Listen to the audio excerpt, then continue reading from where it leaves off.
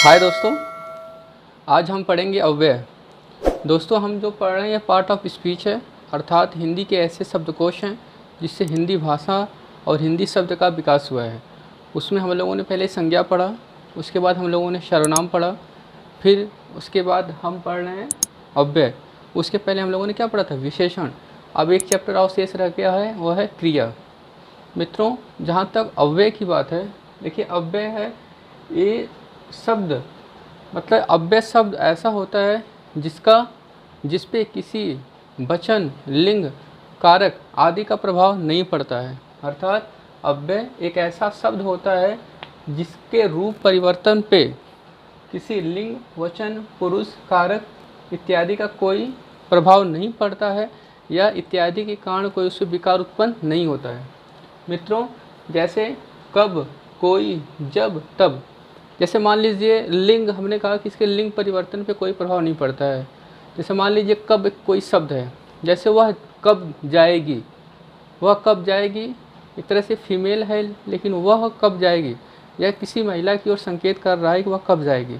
यहाँ पे कब है और कब क्या है? अव्यय है। अगर हमने कहा कि जो कब है किसी इसके रूप परिवर्तन पे इसके लिंग का प्रभाव नहीं पड़ता है।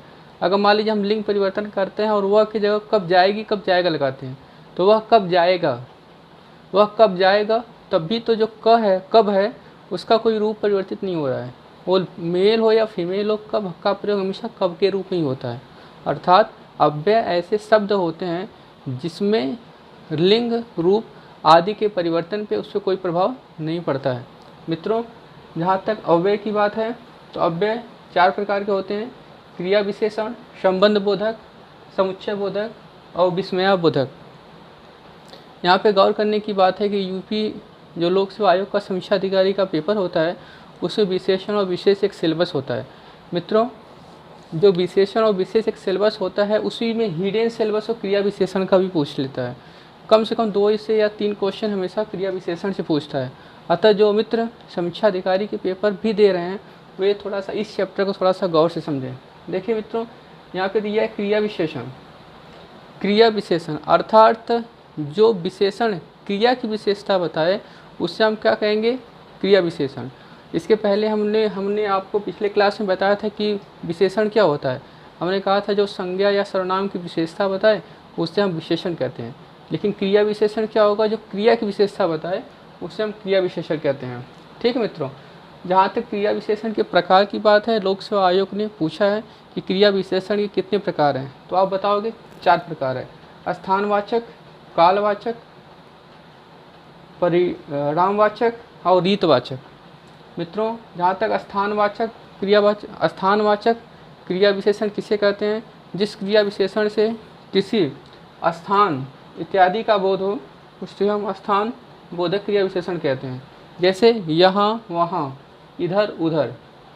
दूसरा आएगा कालवाचक क्रिया विशेषण। इससे किसी क्रिया विशेषण के समय, अवधि, बारंबारता इत्यादि का बोध होता है। आप इसे देखिए, काल का मतलब ही टाइम्स होता है।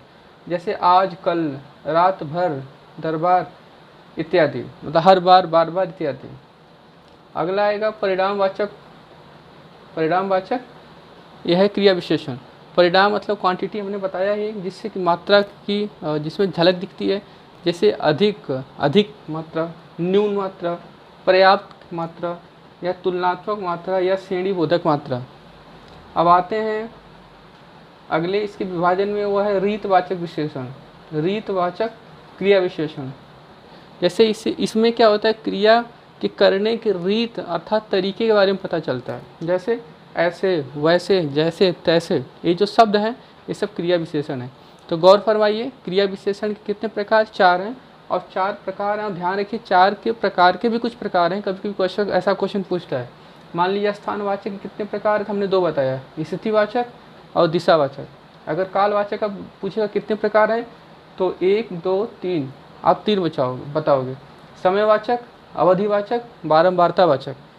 अगर पूछेगा परिणामवाचक क्रिया विशेषण के कितने प्रकार है, तो 1, 2, 3, 4, 5। ठीक है। इसी तरह रीतिवाचक में कोई प्रकार नहीं होता है। अब हम अव्यय के दूसरे भेद में आते हैं, संबंध बोधक। संबंध बोधक क्या होता है मित्रों? जिस अव्यय से संज्ञा के बीच में संबंध का पता चलता है, अर्थात ऐसा अव्यय जिससे दो संज्ञाओं के बीच में संबंध स्थापित होता है, ऐसे अव्यय को हम क्या कहते हैं? संबंध बोधक अव्यय। जैसे वह दिन भर काम करता है, वह दिन काम करता है, और भर यहाँ पे क्या हो गया? यहाँ पे संबंध बोधक अव्यय, अर्थात वह दिन भर काम करता है। तो वहाँ ये भर जो शब्द लगा है वह हो जाएगा संबंध बोधक क्रिया विशेषण। इसी तरह मैं विद्यालय तक गया, मैं विद्यालय तक क्या है? उसको लिंक करता है, और गया, यहाँ पे तक क्या हो गया था? ये हो जाएगा संबंध बोधक विशेषण। मित्रों, UPSSC ने वीडियो के एग्जामिनेशन में उसने पूछा था कि संबंध बोधक क्रिया विशेषण के संबंध बोधक अव्यय के कितने प्रकार हैं? तो गौर फरमाइए, 14 प्रकार हैं। 14 में स्थानवाचक, दिशावाचक, कालवाचक, साधनावाचक, उद्देश्यवाचक, व्यतिरेक, विनिमय, सादृश्य, विरोध, साहचर्य, विस्मयवाचक, संग्रहवाचक, तुलनावाचक और कारणवाचक। एक्चुअली क्या है, हमें 13 इसके जो 14 प्रकार है उसको हमें गौर करने की ज़रूरत है, और इसके अंदर इतना हमें डीपली जानने की ज़रूरत नहीं है। जैसे अभी लेखपाल या वीडियो की वैकेंसीज आएगी तो उस आधार पे मैं इस टॉपिक को और ढंग से पढ़ाऊँगा। ठीक है, अब देखिए अगला आता है समुच्चय बोधक अव्यय। समुच्चय बोधक क्या करता है? दो वाक्यों को जोड़ने का काम करता है। देखिए, संबंध बोधक दो संज्ञाओं को जोड़ता है, जबकि जो समुच्चय बोधक होता है क्या होता है? वो दो वाक्यों को जोड़ने का काम करता है। जैसे सूरज निकला और पक्षी बोलने लगे, तो सूरज निकला एक अलग शब्द हो गया, कंप्लीट सेंटेंस। दूसरा, और पक्षी बोलने लगे, तो पक्षी बोलने लगे तो और क्या करता है? दोनों को लिंक करता है। इसी प्रकार तो सूरज निकला और पक्षी बोलने लगे अगर ऐसा पूछेगा तो हो जाएगा समुच्चय बोधक।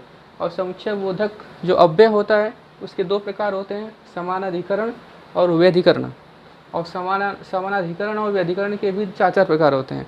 UPSSC ने लोअर PT 2018 के एग्जाम में क्वेश्चन पूछा था कि समुच्चय बोधक के कितने प्रकार होते हैं, तो आप 2 प्रकार बताओगे। मित्रों, अव्यय का जो अगला प्रकार है वह विस्मयाबोधक, अर्थात ऐसा अव्यय जिससे हर्ष, शोक, घृणा, विषाद, आश्चर्य आदि के बारे में हमें जानकारी मिले, ऐसे शब्द उसको हम कहते हैं विस्मयबोधक अव्यय। जैसे हाय, वाह। और इसके कितने प्रकार हैं मित्रों? इसके 7 प्रकार हैं, अर्थात विस्मयबोधक अव्यय के 7 प्रकार हैं, जिसमें हर्षबोधक, शोक बोधक, आश्चर्य बोधक, स्वीकार बोधक, अनुमोदन बोधक, तिरस्कार बोधक, संबंध बोधक जैसे रे, हरे। तिरस्कार में छी छी ऐसा शब्द आता है। अनुमोदन में जैसे ठीक है। स्वीकार में जैसे हाँ शब्द अगर आए तो मान लीजिए वह ये हो जाएगा। सब मिला कि इसमें ध्यान रखिए कि विस्मय बोधक में एक ऐसे लगा होता है, एक ऐसे चिन्ह होता है, विस्मय बोधक चिन्ह कहते हैं, ये जरूर लगा होता है, तो आप इसकी पहचान कर लोगे। मित्रों, सब मिला के हम लोगों ने अव्यय पढ़ा। अव्यय के 4 प्रकार और चारों में कितनी डिवाइडेशन है और उनकी कितनी डिवाइडेशन है हमने यहाँ पे पढ़ लिया है। अब देखिए, हमने आपसे कहा था आज मैं आपको एक निपात पढ़ाऊँगा। देखिए, निपात तो UPSSC के सिलेबस में भी उसने मेंशन किया है, निपात किया है। जहाँ तक निपात शब्द की बात है, निपात अर्थात ये ऐसा शब्द जिसका कोई निश्चित अर्थ ना हो। यास्क ने निरुक्तर की रचना किया है। आपने यास्क के बारे में सुना होगा, बहुत बड़े विद्वान थे। उन्होंने अपने निरुक्तर जो साहित्य था उसमें लिखा है कि निपात एक ऐसा शब्द होता है जिसका कोई निश्चित अर्थ नहीं होता है, और जो निपात होता है हमेशा अव्यय के रूप में प्रयोग होता है। अर्थात जहाँ निपात आए समझ लीजिए वो अव्यय के ही कहेंगे, उसके समकक्ष उसका प्रयोग हो रहा है। UPSSC के एग्ज़ाम में जितना निपात से क्वेश्चन आ सकता है उसके बारे में हमने आप लोगों को समझाने की कोशिश की है। तो निपात यास्क के निरुक्तर में पहले मैंने कहा इसका चर्चा मिलता है। यास्क ने इसके 3 अर्थ बताए हैं, और ओवरऑल अगर पूछता है कि निपात के कितने अर्थ हैं, कितने प्रकार हैं, तो आप 9 लगाओगे, लेकिन यास्क के निरुक्तर के आधार पर पूछेगा तो आप 3 लगाओगे। तो ओवरऑल जो 9 प्रकार है उसमें देखिए, स्वीकार बोधक, नकारात्मक, निषेधात्मक, प्रश्न बोधक, विस्मय बोधक, बलदायक, तुलना बोधक, अवधारणा बोधक, आदर बोधक। एक चीज़ ध्यान रखिए, निपात क्या होता है? किसी अव्यय को और बल प्रदान करता है। कोई अव्यय लगा है, अगर उसके पहले निपात लग जाएगा तो जो अव्यय है या जो उस सेंटेंस है, उस सेंटेंस का और बल प्रयोग मतलब और एक शक्तिशाली एक समर्थन उसका करता है। जैसे वह जा रहा है, यह एक शब्द है, वह जा रहा है, ठीक है। अगर उसके आगे लिख जाए क्या वह जा रहा है, इसका मतलब हो गया ये शब्द जो है एक तरह से कहीं ना कहीं क्या होगा, एक इस पर प्रेशर डाला जा रहा है। तो क्या यहाँ पे निपात का काम करेगा। जैसे वह जा रहा है, तो क्या वह जा रहा है, तो उसको हम क्या कहेंगे, निपात। यहाँ पे क्या का प्रयोग एक निपात के रूप में हुआ है मित्रों। इसी तरह अगर स्वीकार बोधक निपात की बात करें, जैसे हाँ जी, जी हाँ, जैसे क्या हो रहा है, हाँ जी अगर दो शब्द आए तो समझ लीजिए कहें कि निपात है, क्योंकि जो समर्थन को क्या कर रहा है और वो समर्थन कर रहा है, नहीं कंप्लीटली समर्थन कर रहा है। जैसे नकारात्मक, नहीं जी नहीं, एक तरह से क्या करता है, ये भी स्वीकार नकारात्मक कर रहा है लेकिन बहुत बलपूर्वक इसको नकार रहा है। इसी तरह मत, जैसे क्या, क्या वह जाएगा, काश, तो ही, सा, ठीक, जी, ऐसे शब्द जो आते हैं वो निपात कहलाते हैं। ठीक है मित्रों, आज के लिए बस इतना ही। अगली वीडियो में हम देखेंगे क्रिया के बारे में पढ़ेंगे। तब तक के लिए धन्यवाद।